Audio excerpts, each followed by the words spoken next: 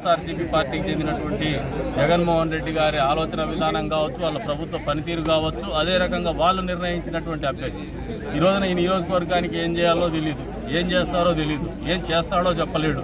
కేవలము NRC, CAA, BJP మతము, ఆస్తులు లాక్కుంటారు అంటే ఈయనకి అసలు ఆలోచన లేదు.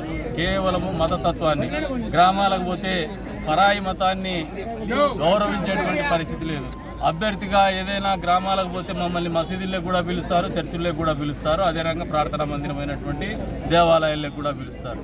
బొట్టు పెడతామంటే చెయ్యి హస్తం గుర్తు, నూతన బొట్టు పెట్టుకొని ఎదుటి హిందూ ధర్మాన్ని గౌరవించాలనే సంస్కారం లేనటువంటి వ్యక్తులు, మతోన్మాదం పెచ్చరిల్లినటువంటి ఆలోచన ఉన్నటువంటి వ్యక్తులు రాజకీయాల్లోకి వచ్చేసినారు. తస్మాత్ జాగ్రత్త. ప్రజానికం కూడా గమనిస్తూ ఉన్నారు. చర్చ జరుగుతూ ఉంది, గ్రామాల్లో చర్చ జరుగుతోంది. ఈ రకమైనటువంటి వ్యక్తుల్ని ప్రోత్సహిస్తే లేదా ఎన్నికల్లో వీళ్ళకి మద్దతు తెలిపితే ఈ నియోజకవర్గ పరిస్థితులు ఇంతవరకు కూడా హిందువులు ముస్లింలు కలిసి మేమంతా ఒక్కటే అనే సమైక్య భావంతో జీవిస్తున్నటువంటి ఈ నియోజకవర్గంలో అశాంతి రేగేటువంటి పరిస్థితులకు తీసుకుపోతారనే ఆలోచనతోనే ప్రజలు ఉన్నారు.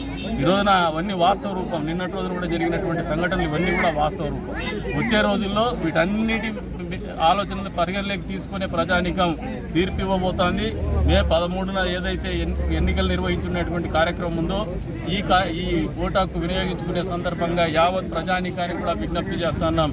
కదిరి నియోజకవర్గం తెలుగుదేశం పార్టీ ఉమ్మడి ఎన్డీఏ కూటమి అభ్యర్థిగా నేను ఎమ్మెల్యేగా పోటీ చేస్తాను. అదే రకంగా హిందూపూర్ పార్లమెంట్ అభ్యర్థిగా గౌరవనీయులు బీక పార్సారథి గారు పోటీ చేస్తున్నారు. 2 ఓట్లు కూడా తెలుగుదేశం పార్టీ ఉమ్మడి కూటమి అభ్యర్థులకి, అదే రకంగా సైకిల్ గుర్తుకు ఓటేసి వేయించి గెలిపించాలని చెప్పేసి వాళ్ళందరినీ కూడా మనస్ఫూర్తిగా కోరుతున్నాం.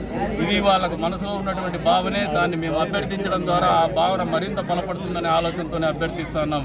వారందరూ కూడా మన్నిస్తారని కూడా